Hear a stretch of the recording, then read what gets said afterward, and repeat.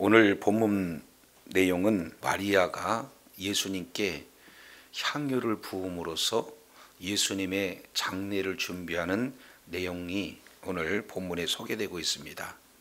자, 이 본문 내용 속에서 주님께서 말씀하고자 하는 의도가 있죠. 그래서 이 내용들을 우리가 이제 잘 살펴보면서 오늘은 나의 장사할 날을 위하여라는 제목으로 우리가 은혜를 나누고자 합니다. 자, 요한복음 12장 1절 그리고 3절까지 이 내용은 마리아가 예수님께 향유를 부은 내용이 소개가 되고 있다면, 이제 4절과 8절까지는 그 향유 부음에 대한 내용을 이제 상반된 평가가 나타나요. 그래서 책망하기도 하고 또 칭찬받기도 한 그런 내용들이 소개가 되고 있고, 그리고 이후 이제 유대인들이 나사로를 이제 보고 이제 믿고 또 살해하려는 그런 모의를 하고 있는 내용이 소개가 되고 있어요. 그래서 세 개의 핵심 개념들이 지금 소개가 되고 있는데, 자, 12장 1절 보니까 지금 시기가 언제인가 봤더니 6월절 엿새 전에 이렇게 말씀을 하고 있어요. 그러면은 6월절 엿새 전, 그러면은 예수님께서 십자가에서 죽으시기 바로 6일 전 이렇게 내용입니다. 그래서 공관복음 전체 내용을 보면은 이 마지막 일주일간의 그 기간을 상당히 많은 부분을 할애해서 이렇게 설명을 하고 있죠. 그래서 거의 3분의 1 이상이 마지막 일주일간의 사역을 말씀을 하고 있습니다. 자, 그런데 이 6월절 엿새 전에 예수님께서 어디에 이르셨다 이렇게 표현하냐면은 베다니에 이르렀다. 그러면은 그 이전 우리가 지난 시간 살펴봤을 때 대제사장 이제 포함한 바리새인들이 산헤드린 공회에서 모의한 내용은 결국 누구를 죽이자는 거예요? 예수님을 본격적으로 죽이자는 거예요. 그랬을 때 예수님께서 하나님의 때를 바치시기 위해서 지금 잠시 피해 가신 곳이 어디입니까? 54절 11장 54절 보니까 에브라임이라고 하는 광야 근처로 우리 주님이 가셨어요. 이것은 죽음이 두려워서 도망가는 것이 아니라 하나님의 때를 위함이다 라는 것을 우리가 살펴봤습니다. 자, 그래서 이제 하나님의 때가 되어서 예수님께서 6월절 엿새 전에 이제 에브라임에 있던 예수님이 어디에 이르느냐? 베다니에 이르렀다 이렇게 말씀을 하고 있어요. 자, 그러면은 베다니가 어딘가 그 부분에 12장 1절에 구체적으로 설명을 해주고 계시죠. 이곳은 예수께서 죽은 자 가운데서 다시 살리신 나사로가 있는 곳이라 이렇게 표현하고 있죠. 그러니까 여기 베다니는 나사로의 바로 고향이구나. 조금 더 구체적으로 표현한다면요, 여기에 나사로의 집이라고 했나요? 나사로가 있는 곳이라고 했나요? 여기서 나사로가 있는 곳이라고 하는 것은 나사로가 사는 마을 이렇게 표현을 하고 있어요. 자, 그런데 여기서 이제 조금 우리가 주목해 볼 수 있는 내용은, 자, 11장과 12장이 바로 지금 연결이 되어 있는데 굳이 12장에 베다니를 설명하고 있는데 예수께서 죽은 자 가운데 살리신 나사로가 있는 곳이라고 부연 설명하고 있는 것은 뭔가 의도가 있지 않겠어요? 그 내용은 바로 나사로가 죽었다가 살아난 그 주인공은 사실은 나사로가 아니라 누가 되는 겁니까? 예수님이 주인공이 되어진다 라는 사실을 지금 정확하게 보여주고 있어요. 예수님께서는 죽으시지만 다시 부활하신다. 동시에 예수 그리스도를 믿는 믿음을 가진 성도들도 죽으나 부활의 생명을 이렇게 갖게 되어진다 하는 내용들을 지금 설명을 하고 있어요. 자, 그런데 이걸 조금 더 구체적으로 표현한다면은 지금 이 마리아가 향유를 부은 이 사건, 이 내용을 통해서 보면은 마태복음 26장 6절부터 11절, 그리고 마가복음 14장 3절부터 8절, 이미 공감복음에 이 내용이 그대로 더 자세히 기록되고 있는 것을 보게 돼요. 그러면 이제 유월절 열세 전에 나사로가 있는 곳, 그런데 이 내용을 마태복음 26장, 마가복음 14장 이 내용을 통해서 보면은 이 장소를 아주 구체적으로 표현하고 있죠. 그 내용을 통해서 보면은 뭐라고 했느냐, 이렇게 말씀을 하고 있어요.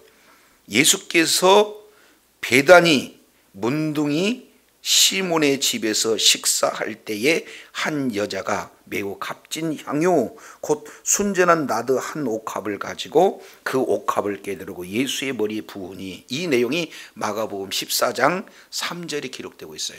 그러니까 이 내용은 동일하게 마태복음 26장 6절 이하 내용을 통해서 보면은 거기가 이제 베단이 문둥이였던 시몬의 집이라는 것을 정확하게 표현하고 있고, 그 곳에 나사로도 살고 있는 마을이라는 것을 말씀을 하고 있죠. 그러면은 오늘 잔치가 벌어지는, 예수님을 위해서 잔치가 벌어지는 그 장소는 어디가 됩니까? 시몬의 집이에요. 자, 그래서 2절에 거기서 예수를 위하여 뭐 할세? 잔치할세. 그러니 죽었던 나사로를 살려주신 그런 은혜도 이렇게 생각하고, 또 한편으로는 나사로가 죽었다가 살아나니까 이것도 기쁨이 있잖아요. 그래서 이 모든 주인공이 되시는 예수님을 위한 잔치가 베풀어졌다라는 사실을 보게 되어집니다.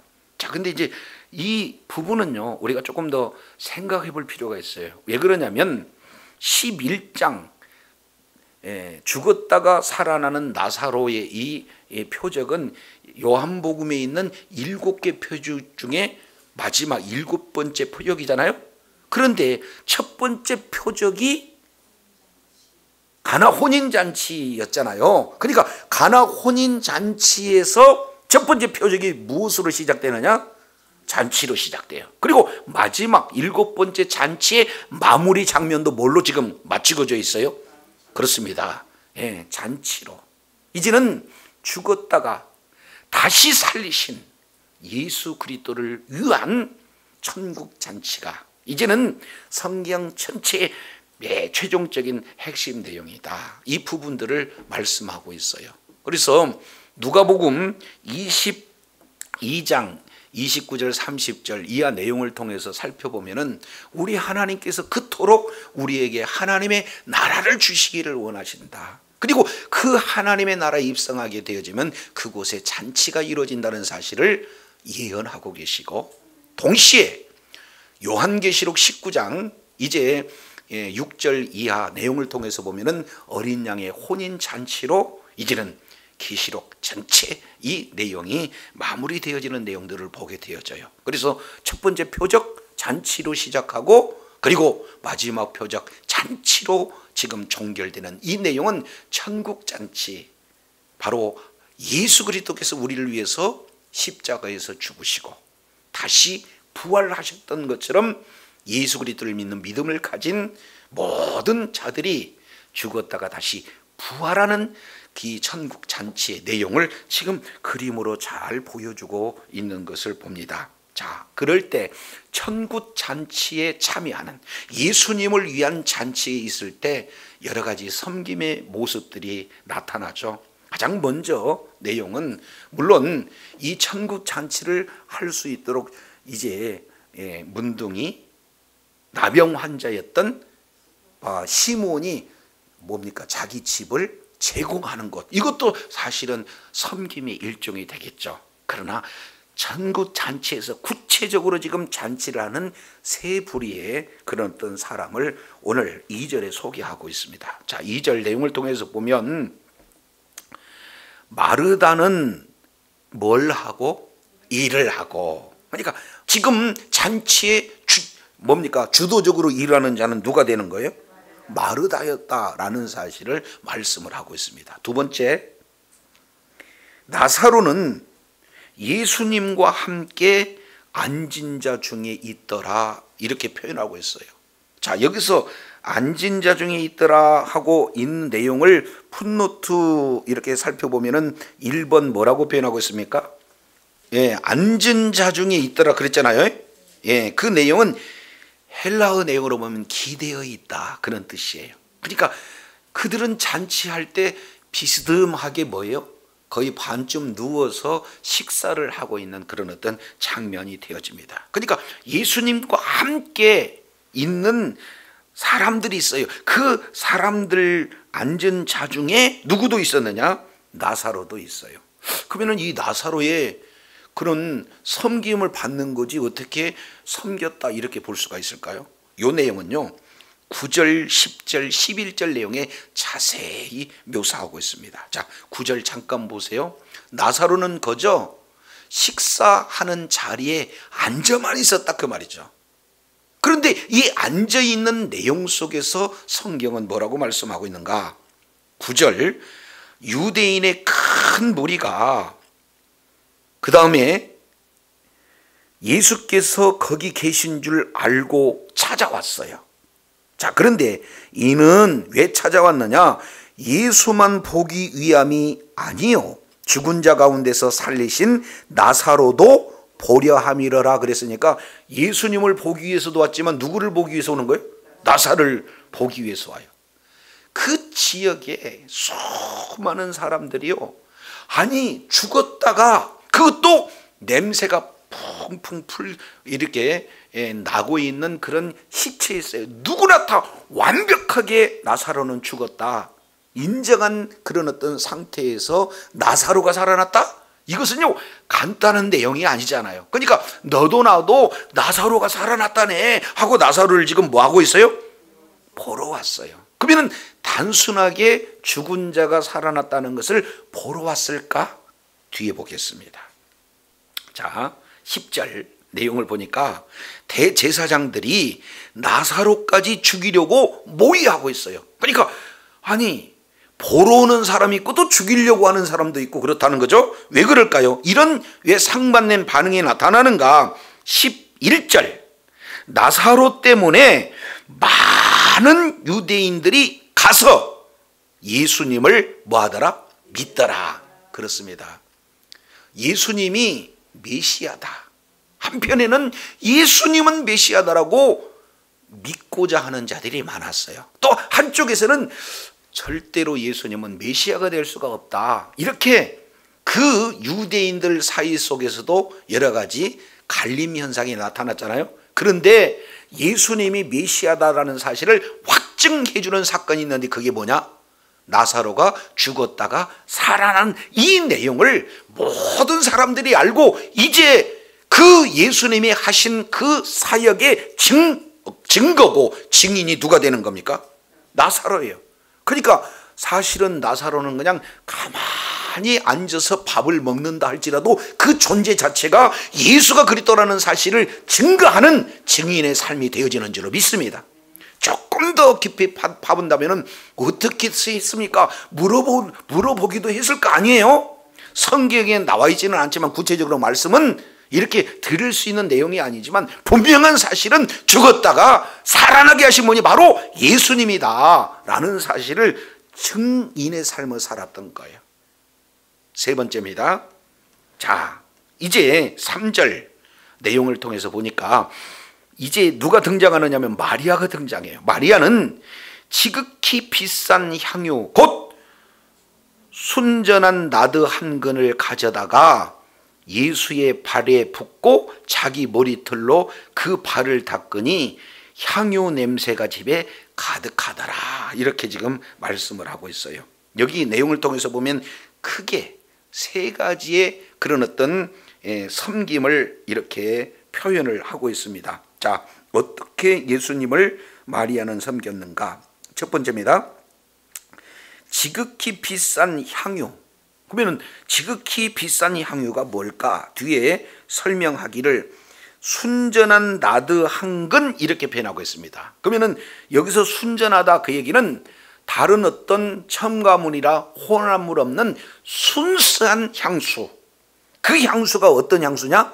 나드 향이다 그 말이에요. 이 나드 향은 그 나라에서 나지 않고 이것은 인도에서 이렇게 자생하는 히말라야 산 근처에 그런 어떤 나드 뿌리에서 나는 향기라고 그래요. 그러니까 굉장히 비싼 그런 어떤 향이 되어지겠죠. 그 한근 그랬습니다. 여기서 한근은 우리 감으로 이렇게 잘 이해가 안 되는데 그람수로 따지면 이것은 약 한 340g. 그러면은 아마 뭐 이렇게 뭐 한 스킨병 그런 어떤 종류 정도는 되지 않겠나 이렇게 봐요. 자, 그러면은 340g. 그것도 최고급 이런 향품. 이 내용은 가치가 어느 정도 되는가 봤더니 5절에 이 향유를 어찌하여 300데나리에 팔아 이렇게 표현하고 있으니까 딱 봐도 이 가격이 어떻게 됩니까? 300데나리온. 근데 한 데나리온은 그 하루에 이제 품삯에 해당되는 내용이에요. 그러면 한번 생각해 보세요. 하루 품삯을 오늘날 시세로 따진다면 한 10만 원 정도 이렇게 본다면은 300데나리온 그러면 얼마 됩니까? 3천만 원 돼. 굉장히 값이 나가는 그런 향유다. 이 내용들을 볼 수가 있어요. 그러니 지금 마르다는 첫 번째 예수님의 잔치를 섬길 때 뭘 가지고 섬겼느냐? 물질을 가지고 이렇게 섬겼다. 이 부분들을 보게 되었어요.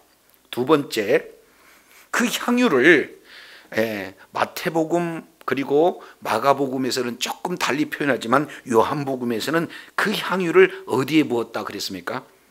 발에 부었다.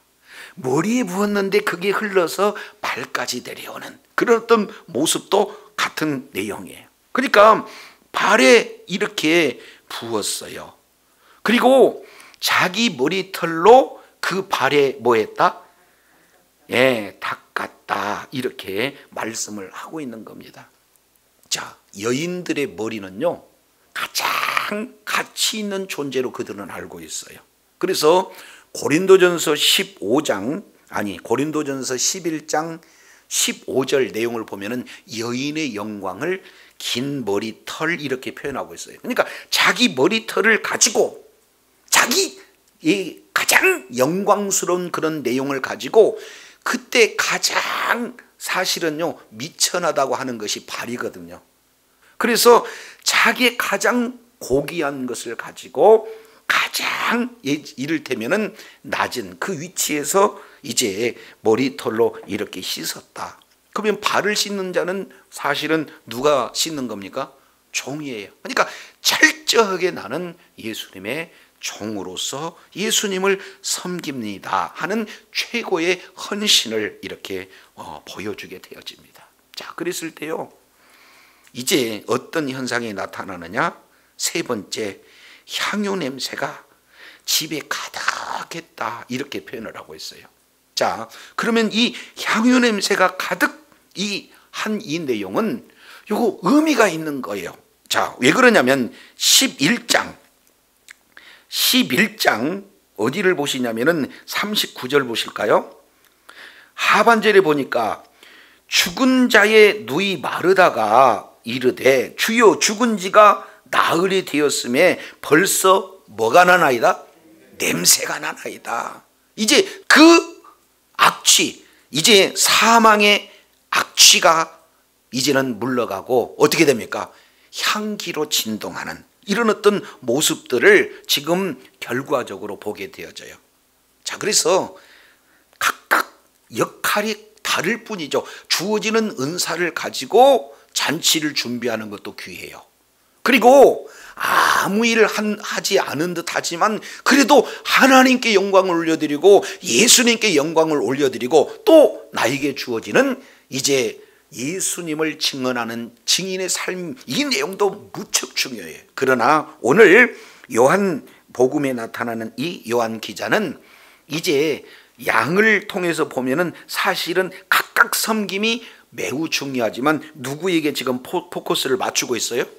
마리아에게 포커스를 맞추고 있다. 물질로 하나님 앞에 이제 섬기고 또 이제 자기의 온 몸을 이제 하나님 앞에 종으로서 이렇게 섬겨드리고, 그런데다가 자기의 영광 이 자체를 이제는 가장 낮은 곳에 이렇게 섬기는 그 마음으로, 그 중심으로 예수님을 섬기는 이런 내용. 그래서 그 결과 예수 그리스도의 향기가 풍성하게 진행이 되어서 사방에 이제 악취를 물리치는 그런 놀라운 역사, 이 섬김을 지금 누가 진행을 하고 있습니까? 마리아가 하고 있는 것을 보게 되어져요. 자, 그런데 4절 보겠습니다. 4절.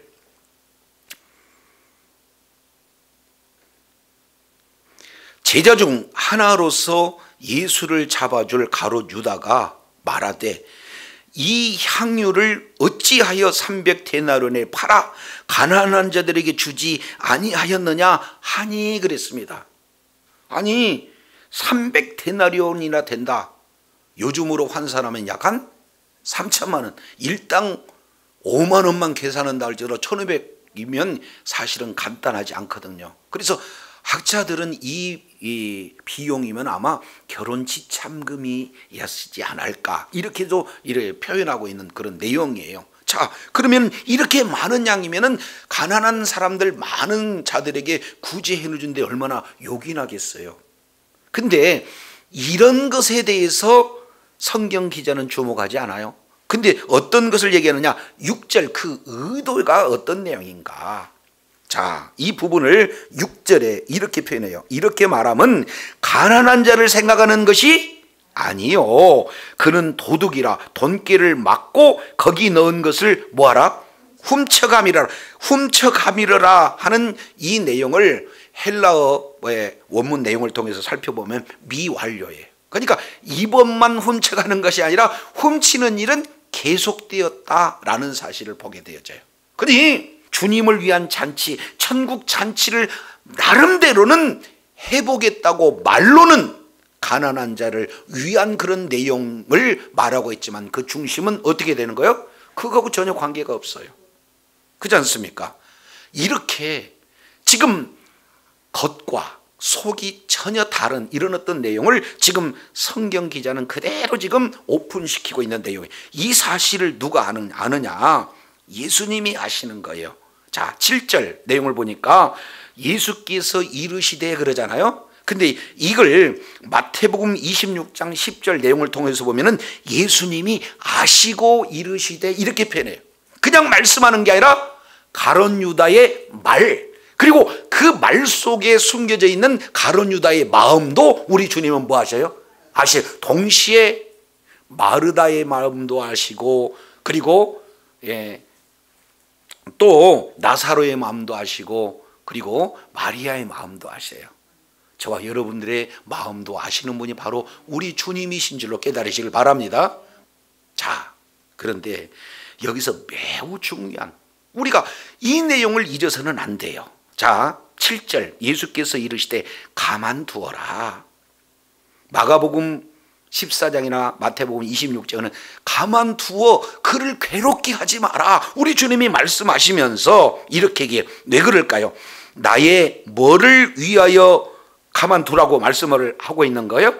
나의 장래할 나를 위하여 그것을 간직하게 하라, 이 말씀을 하고 계세요. 마리아의 그 중심을 우리 주님이 아시고, 마리아는 한마디도 얘기 안 하지 않았지만 예수님께서 마리아의 그 중심을 아시고 지금 해석해 주시는, 대신 말씀해 주시는 내용은 나의 장사를 위해서 이렇다, 그러니 가만둬라, 이 말씀을 하고 있어요. 여기에 놀라운 그 하나님이 저와 여러분에게 주시고자 하는 메시지가 있습니다. 이제 6월절 엿새 그랬으니까 이제는 이 뭡니까? 베다니에 지금 예루살렘으로 올라가는 바로 베다니 마지막 여기서 지금 머물러 있는 그런 어떤 상태 아니겠어요? 이제는 다시는 이 장소에 올 수 없는 그런 상황이 되어진다, 그 말이에요. 가면 이제는 일주일간 사역하시고 난 다음에 십자가에서 달려 죽으실 그런 어떤 상황이 되어져요. 이미 죽음이 이제 드리워지는 그런 어떤 상황 아니겠습니까? 이해가 되셔요? 그런데 그렇게 죽음 바로 직전에 이제 잔치가 이루어지는데 거기서 여러 사람들의 섬김이 각양 모습으로 지금 드러나는데 단연 마리아의 섬김을 지금 부각하고 있어요. 자, 그런데 마태복음 16장 예수님이 이런 말씀을 하고 있습니다. 갈립 가이사랴 빌립보에서 있었던 일이죠. 너희는 나를 누구라고 하느냐? 그랬더니 다들 뭐 이리저리 대답을 하잖아요. 그랬을 때 이제 예수님의 질문 앞에 100점짜리 대답을 했던 자가 누구예요?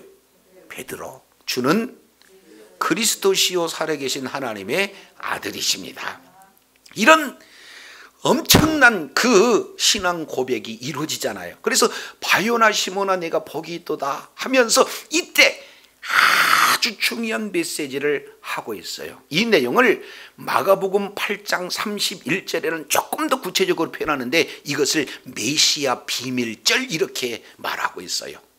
그래서 이제 고버 죽살, 고난받으시고 버림받으신 바 되어지고 죽임 당하시고 다시 살아날 것을 비로소 가르치시니라. 이 내용이 마태복음 16장, 또 동일한 내용이 마가복음 이제 8장 31절 이 내용이 연결이 되어져요.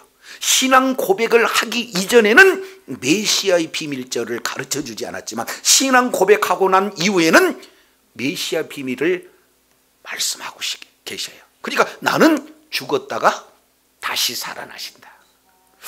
그 이후에 시간이 좀 진행이 됐습니다. 아직도 그들이 예수님이 누군지를 몰라요. 그래서 변화산 사건에 가셔서 예수님이 하나님이심을 이제 친히 보여주시고 거기서 하늘문이 열리고 하나님의 말씀을 들었던 예수님의 이제 제자들이 있잖아요. 자, 그래서 변화산 사건 이후에 다시 한번 내가 죽었다가 사흘 만에 다시 살아난다 이 말씀을 하셔요. 동시에 이제 마태복음 20장에서도 세 번째로 예수님이 죽었다가 다시 살아나실 것을 말씀한다 그 말이에요. 그건 유대인의 사고 내용을 통해서 보면 세 번 얘기하는 것은 완전히 얘기하신 거거든요. 그런데 제자들은 직접 그 말씀을 들었던 자 아니에요? 그런데 나는 죽었다가 다시 살아난다 이 내용을 계속 얘기했는데 제자들은 이 말씀을 그대로 믿음으로 생명으로 소유하지 못하더라 그 말이에요. 그런데 마르다는 이 사실을 알게 되는 거죠. 그래서 이제 가시면 예수님은 죽으시는구나. 그러니까 나라도 죽으시지만 다시 살아난다고 하셨기에 나라도 장례를 준비해야 되겠다 하고 말 한마디도 하지 않고 그 말씀은 반드시 이루어진다는 믿음으로 예수님에게 뭐 했어요? 기름을 부은 놀라운 역사. 이 내용들이 연결이 되어져요. 자, 그런데 조금 더 우리가 살펴보게 되면은 자, 한번 생각해 보세요. 자, 마르다는 일을 보고 그랬으니까 예수님 앞에서 일 봤을까요? 예수님하고 좀 떨어진 데서 일을 봤을까요? 떨어진 데. 자, 그리고 이제 나사로는 예수님과 함께 있는 사람들 중에 있으니까 가장 가까이 있을 수도 있지만 조금 멀리 떨어질 수 있는 그런 상황이 될 수도 있잖아요. 하여튼 그 무리 중에 한 사람이에요. 그런데 마르다는 어디에 있었습니까? 다시 어디에? 발 아래. 이제는 누가복음 10장에서 마르다는 분주히 일하지만 마리아는 뭐예요? 예수님의 발 앞에서 말씀을 즐겨 들었다 그 말이죠. 그러니까 뭐가 중요하다 그게 아니라 하나님의 말씀을 듣는데 예수님의 말씀을 그 발 아래에서 듣는 데를 가장 우선순위로 여겼던 마리아를 보게 됩니다. 그러니까 가장 예수님과 가까이에서 가장 가까이 있는 그 말씀을 이렇게 깊이 이렇게 귀하게 여겼던 마리아이기 때문에 제자들보다도 오히려 예수님의 말씀을 믿음으로 받아들이는, 그래서 믿음으로 받아들인 그 결과가 어떻게 돼요? 장례를 준비하는 것으로. 이것을 예수님께서 도라 나의 뭐를 준비했다? 장사할 나를 위하여 이제 준비한 것이다 이렇게 말씀을 하고 있는 거예요. 자, 우리 잠깐 마가복음 14장 내용을 보면은 14장 3절 예수께서 베다니 분둥이 시몬 집에 식사할 때에 한 여자가 매우 값진 향유 곧 순전한 나드 한 옥합을 가지고 와서 그 옥합을 깨뜨리고 예수의 머리에 부으니, 여기서는 머리에 부었다고 그랬어요. 요한복음엔 발에 부었어요. 얻은 게 맞습니까? 둘 다 맞아요. 머리에 부어서 이제는 다리로 흘러는 것을 이제 요한은 다리에 있는 모습을 더 부각시켜서 보는 그런 어떤 내용입니다. 그랬더니 4절에 어떤 사람이 분내가지고 300데나리온 이것을 팔아가고 가난한 자들에게 줘야 되지 않겠느냐. 5절 이렇게 말씀을 하고 있죠. 그랬더니 예수님이 가만둬라. 너희가 어찌하여 그를 괴롭게 하느냐. 그는 내게 무슨 일을 하였다? 좋은 일을 하였다. 그 좋은 일이 8절에 이렇게 표현해요. 그가 힘을 다해서 내 몸에 향유를 부어 내 장사를 미리 준비하였다 하면서 9절 내가 진실로 너에게 이르노니 온 천하에 어디서든지 복음이 전파되는 곳에는 이 여자의 행하는 일도 말하여 저를 뭐하라 한다? 기억하라 하셨다. 굉장한 그런 어떤 축복이에요. 복음이 증가하는 그곳에 항시 마리아에 대한 이 내용을 다 이렇게 기억해라. 이 주님께서 지금 당부하고 계시는 그런 내용들을 보게 됩니다. 자, 이 내용은 이제 세 부류의 섬김을 통해서 우리 주님이 이제 분명하게 이렇게 대비하고자 하는 내용이 있어요. 자, 그 내용은 어떻게든지 값진 것을 주고자 하는 여인과 그리고 그 값진 것이 얼마짜리다 라고 하면서 분내하는 가룟 유다를 지금 대비시키고 있어요. 두 번째, 우리를 대신해서 죽으실 그 예수님을 뭡니까? 장사를 준비하기 위한 그런 어떤 내용인 반면 어떻게든지 잡아가야 되겠다 하고 지금 생각하고 있는 제자를 비교 설명하고 있어요. 그러면은 12제자 중에 한 사람 가룟 유다는 공식적으로 제자이나 이 두 사람을 비교했을 때 우리 주님이 봤을 때 극단적인 두 사람을 비교함으로 누가 더 제자인가? 누가 더 제자인가? 이 내용을 오늘 본문을 통해서 저와 여러분에게 질문하고 계시다는 사실이에요. 조금 더 보겠습니다. 10절 대제사장들이 나사로까지 뭘 하려고? 죽이려고. 그러니까 이미 나사로는 예수님이 메시아이심을 보여줄 수 있는 증인의 역할이 앉아만 있어도 나사로 보고 예수님이 그리스도라는 사실을 믿게 할 수 있는 증거물이고 동시에 뭡니까? 증인의 삶을 이렇게 살았다 그 말이에요. 그런데 나사로가 이게 죽어야 할 그 상황 속에서 우리 주님은 어떻게 되는 거예요?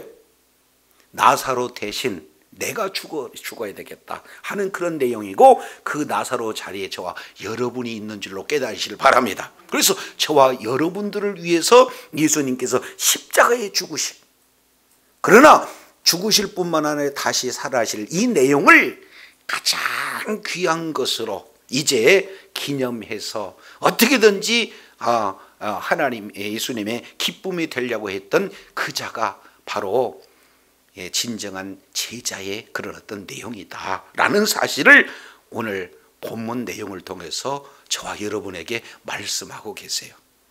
이제 저도 여러분도 저와 여러분을 위해서 죽으신 예수 그리스도의 그러한 놀라운 은혜가 우리 심령 가운데 믿음으로 생명으로 자리 잡을 뿐만 아니라 이것이 우리들의 모든 삶의 현장 속에서 감사함으로 묻어난다면 날마다 주님을 위한 잔치에 바로 저와 여러분의 모든 은사를 다 동원해서 마리아처럼 이를 봉사로 이렇게 섬기고 또 나사로처럼 이제 주님께 영광 돌리고 증인의 삶을 살 뿐만 아니라 마르다처럼 이제 주님의 장례를 영원토록 기억하는 그런 어떤 놀라운 헌신이 저와 여러분을 통해서 이루어져야 될 줄로 믿습니다. 자, 이제 한 군데 찾아보고 마치겠습니다. 갈라디아서 2장 20절. 내가 그리스도와 함께 십자가에 못 박혔나니 그런즉 이제 내가 산 것이 아니요 내 안에 그리스도께서 사신 것이라. 이제 내가 육체 가운데 사는 것은 나를 사랑하사 나를 위하여 자기 몸을 버리신 하나님의 아들을 믿는 믿음 안에서 사는 것 그랬죠. 예수님께서는 이제 우리가 마땅히 우리 죄와 우리 허물로 죽어야 했던 우리들을 대신해서 우리들의 죄를 짊어지고 십자가에서 죽으셨어요. 그리고 우리들의 모든 죄를 우리 주님이 담당하셨어요.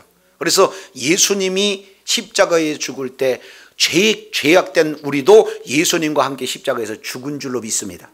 그러나 예수님이 죽으셨다가 다시 살아났던 것은 예수님만 사는 것이 아니라 예수님과 함께 우리도 다시 살아난 것은 바로 예수님의 그 부활의 생명에 이 생명이 우리들에게 주어지는 놀라운 은혜 가운데 거하게 되는 줄로 믿습니다. 이것을 사도 바울은 로마서 6장 2절부터 5절까지 내용을 통해서 분명하게 말씀하고 있어요.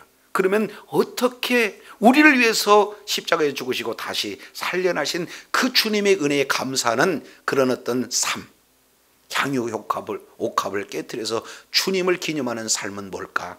오늘 사도 바울은 이렇게 갈라디아서 2장 20절 내용을 통해서 이제 내가 사는 것은 사는 목적이 있어요. 이것은 나는 이미 십자가에 못 박아 죽었으니 이제는 내가 산 것이 아니라 내 안에 그리스도께서 사셔서 이제는 내가 육체 가운데 사는 것은 나를 위하여 이제 나를 사랑하사 나를 위하여 자기 몸을 버리신 하나님의 아들을 믿는 믿음으로 사는 것이라 고백하고 있어요. 이 고백이 저와 여러분이 고백이 되어야 될 줄로 믿습니다.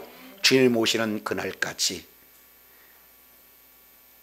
가룟 유다와 대비되는 마리아의 그 섬김, 바로 가장 중요한 것을 자기 몸을 가장 낮은 종의 모습으로 섬김으로 주님께 영광 돌리고자 하는 그런 이제 복음의 삶, 이 내용으로 끝까지 의로운 병기로 쓰임받고 주의 뜻을 이루는데 존귀하게 쓰임받는 복된 역사가 있어야 될 줄로 믿습니다. 기도하겠습니다. 하나님 아버지 감사합니다. 오늘 이제 마리아의 이제 향유 부음을 통해서 정말로 우리 주님이 기뻐하시는 예수님을 위한 잔치의 모습에서 어떻게 섬겨야 될 것인가 하는 그런 내용을 오늘 또 이제는 가룟 유다와 이제 대조가 되어서 과연 진정한 제자가 누구이신가 이 내용을 그대로 보여줬던 마리아의 섬김을 통해서 어찌하든지 우리를 위해서 십자가에서 죽으신 예수 그리스도를 이제 영원토록 잊지 않고 기억하며 기념하며 증언하는 그런 어떤 복된 삶을 통해 하나님 앞에 영광을 올려드리고 끝까지 잘했다 칭찬받는 복된 자리에 있어 하나님 앞에 의로운 병기로 쓰임받는 죄 사랑하는 자녀들이 다 되게 역사하여 주옵소서. 우리 구주 예수님 이름으로 기도드립니다. 아멘.